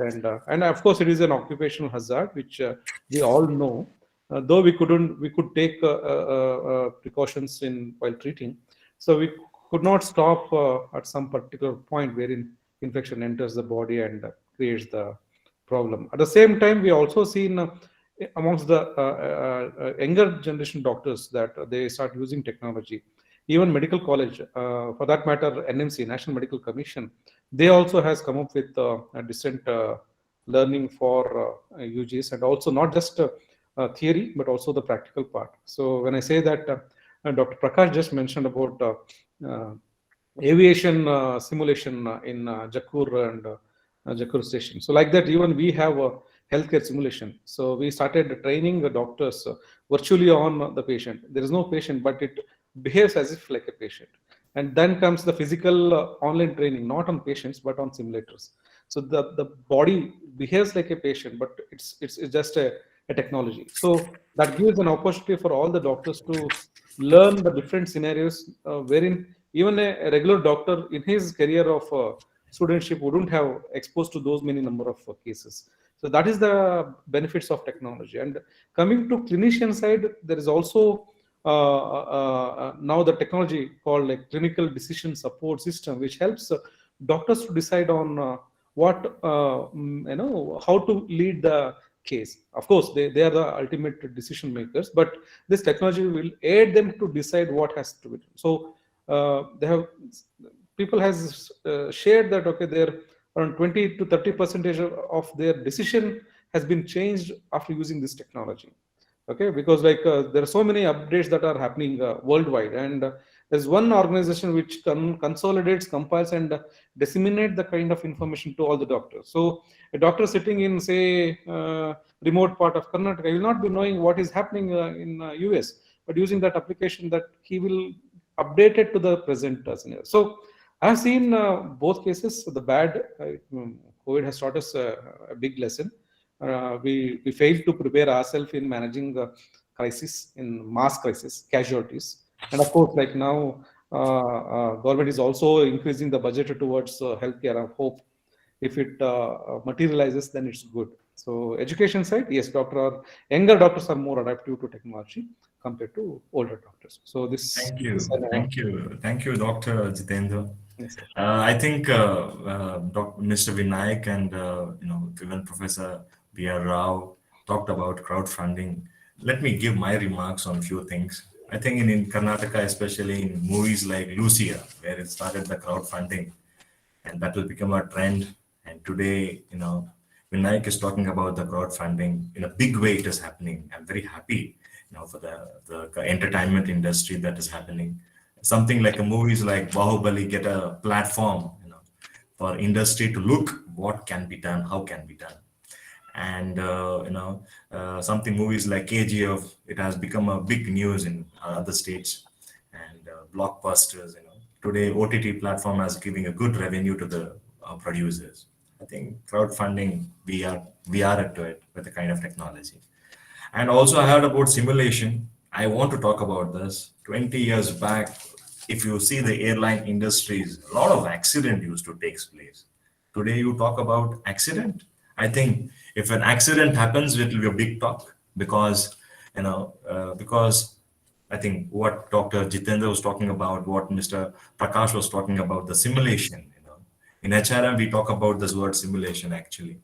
We try giving a training to our students. We try giving us artificially creating the situation, and we train them. So I think simulation is something that has transformed. So a lot of simulation exercise is going on in medical, especially the COVID. The simulation is going on. Airline industry, even in entertainment industry. Before launching I think I still remember the Mr. Vinayak Joshi's Joshle, and the interview, the kind of hard work which he has done it. I hope what upcoming, what is going to come, there will be much more than that. So I'm best wishes to that also. Thank you, sir. So I think simulation is something that's part of everybody is required it. And even in teaching, there is required a simulation, because if there is no simulation, we will not be attracted towards teaching at all. I think nobody will take up teaching as a profession, as far as my knowledge concerned. And summary of this entire conversation with the panelist member, I think I always feel that you should lead an example. You should lead an example what you are, and you should set a change among yourself. That change will create change for others. We have to align to our change, otherwise we will nowhere in the market, we're nowhere in the business. So we have to get the change agent. We should be a change agent, or we should make sure that convert the people as a change agent. And we should make sure that reward people, and make sure that manage the resistance by communicating your shared values, so that you will be able to transform somebody's life. And we should all have a common goal, is to succeed in life. Otherwise we will not be able to achieve anything in our life. There are 3 P's which I always believe in, to be successful. That is a persistence, perseverance, and the patience. So this is something that I always believe in that. And more than anything, you should always have a time management, so that the theme of our conference, change, transformation, leadership, innovation, collaboration, will be able to achieve it. Thank you so much, all the panelists. I hope all the participants enjoyed the discussion. Yeah. Abhinandan, before Yes, we ma'am. Yes, close, ma'am. I think, I would like to ask 2 questions to, very enduring talk throughout. I have a few questions to 2 people whom I was listening very keenly, to all of them especially. Yes, So ma'am. thanks to all the panelists for the insightful presentation. It really took off really well, and I could move from my place, listening to all of you. A great takeaway for me in person, especially. Mr. Rao and Joshi, it was really wonderful that you reiterated the worldwide optimism on women as better leaders, because we, as an institution of women, we try bringing up women leaders. So that was very, very close to me. And I wanted to ask one question to Mr. Joshi. So we are all riding on the wave of opportunity. I don't know much about media and entertainment. What you believe will touch most people, the most attention, apart from what is the streaming video industry today?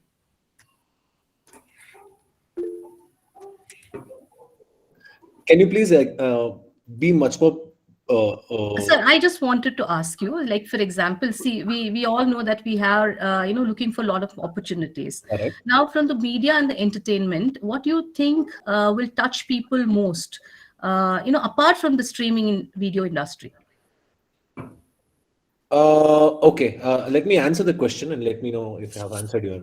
Yes, sir. Yes, sir. So I think the most important emotion that will work on any platform, right? If not streaming or offline or anything, whatever, it might be an event or anything, right? At the end of the day, there is something called as HIS, that is human interest story. Okay. Anything that basically, Dr. B.R. Rao was telling about his experience on so many things. It was more like a story for us to listen, right? And Mr. Dr. Jitendra Kumar was telling about his side of his. Everything is like a story at the end of the day.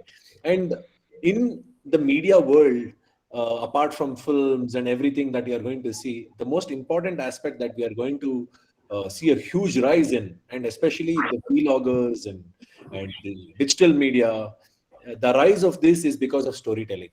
So I think uh, if uh, if all of us can learn the art of storytelling, that means we have learned a new skill to survive in this world, is what I can say. Thank you, sir. Thank you. I hope I And answered the question. yes, sir. Yes, sir. I got it. And one last question to Dr. Bidukanti Das. So thank you so much for joining us. Special thanks from all of us. So I think, we have observed that the Mizoram University has changed immensely, I think, because of, educational leaders like you. So can you just share a few, points on how remote learning initiatives are there at Mizoram, sir? Madam, when prior to this COVID-19, Mizoram University started lots of online initiative because of these central government's initiative on e-learning, MOOCs and other things. In the meantime, when 2020 March, this lockdown announced, we were stopped for 2.5 months. And we had the LMS system, learning management system. It's a company providing the services. We had subscription that point of time itself, that is LMS. And we smoothly shifted in LMS, Zoom, and later on university adapted Google Meet also, Google Classroom, Google Meet. Okay. So now, our university is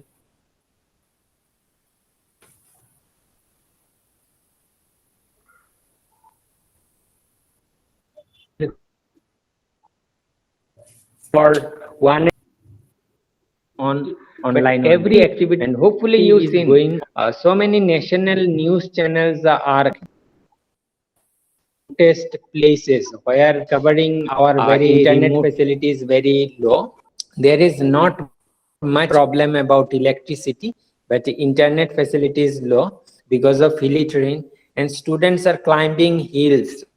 Okay, and they are making shelters and repairing nations. Sir, the Raghavendra sir already said, no, that is we had both the systems, that is online as well as offline. Those students who can't get access of internet 24/7, they can get half an hour, 1 hour. That time they can download study material, video classes, and they can simply go through it, and at the time of examination they may appear. Its system is very flexible for all the students, those who are with all the facilities and those who are with less facilities. They are also coping up with this facility. One more important thing, our university along with few companies that taken initiative to giving free mobiles to the needy students. Those who are not with mobile or a mobile with the internet facility, then University Teachers Union with few local companies, especially these companies like MI, then Apple, these companies came forward and they distributed lots of approximately 500 pieces of mobile phone to needy students, and that includes our center school also. In campus one center school is there. They're given a mobile handset to needy people, even the school student. Wonderful. Including our university students. Wonderful. Wonderful. Thank you, ma'am. Thank you for the reply, and thanks for inviting all of us to Mizoram. Okay, over to you. Thank you all for inviting us. So I think I should thank all the participants and the students. They've also mentioned in the chat box as an offline. I didn't see it. So thank you. You also believe that offline is something very important. As a teacher, I also believe the same thing. Thank you all of your response, prompt response. Firstly, I should thank Dr. Bila Rao for taking his time and coming here. I also thank Bidul Kantidas for accepting our invitation, Dr. Chitendra Kumar and Mr. Vinayak Joshi for Thank being you a for the opportunity, everyone. part of this panel discussion. It was really value enriching session. True. So it means a lot. Next time again we will meet. We will discuss broader aspects about something else. So we'll be a change agent for among ourselves. Thank you. Thank you. Thank you. And I just want to make a small announcement to all the participants. Tomorrow there is a paper presentation, 9:30 to 11 o'clock. Your paper presentation starting. I best wishes to you. And there is an afternoon also. There is a paper presentation from 1 o'clock to 3 o'clock. Followed by that, there is a valedictory, and there is a best paper award also. Kindly make use of that. And there is a feedback will be given. Please fill it so that it will be useful for us to improve our program for the upcoming events. And if there is any kind of a confusion, I'm always there 24/7. You can call me anytime in the middle of the night. I will pick your call and answer to your call. So thank you once again, all the panelists. Thank you, Dr. Abhinandan. Thank you, everybody. Thank you, Jindal sir. And, Sponsors, Rakshit. Thank you, Abhinandan, and all the panelists. Thank you so much. Thank you, sir. Thank you, sir. Thank you. Thank you all. I'll call you, sir. I'll call you back, all of you. I'll talk to you. Yeah, please, please. So I should thank the official sponsor to our conference, Mr. Rakshit, and I'm from NICT, and ProEdge, Mr. Vamshi, and Global FTI, Mr. Nambiar, and also I should thank Milestone, Miles Education, Mr. Vimal Joseph. Vimal Joseph for being a part of our program. And I should thank all the participants. Thank you, all of you. Good day, good evening. Thank you all. Thank you. Over to Betsy. Thank you, sir. I think we had a lot of information in this 2 hours, valuable insights on private public policy, transformational change in education, healthcare, in cine industry, about Northeast states. A lot of information. I think we should be having more sessions on these topics. Okay, thank you all. And please do join for tomorrow's session, panel discussion 2 at 11 o'clock. And the remaining details, I think sir has discussed. So mail has been sent to you. Each participant will have received 2 mails. One is with regard to the inauguration, the valedictory, and the panel discussion. And the second mail with regard to the tracks and the paper presentation. Please don't get confused with regard to paper presentation. Respective mail is already sent to your email IDs. If you have not received any email IDs or communication, kindly please be in touch with us in WhatsApp. Probably, definitely, we will help you out to resolve it. Thank you, all of you. Good day. Thank you, Benzi. Thank you, Abhinandan. Thank you, students. Thank Okay, you. bye. Thank you, Benzi. Thank you, Mundu. Thank you, sir. And thanks to all the participants. Thank you, Varsha. And thank you, Rakshit.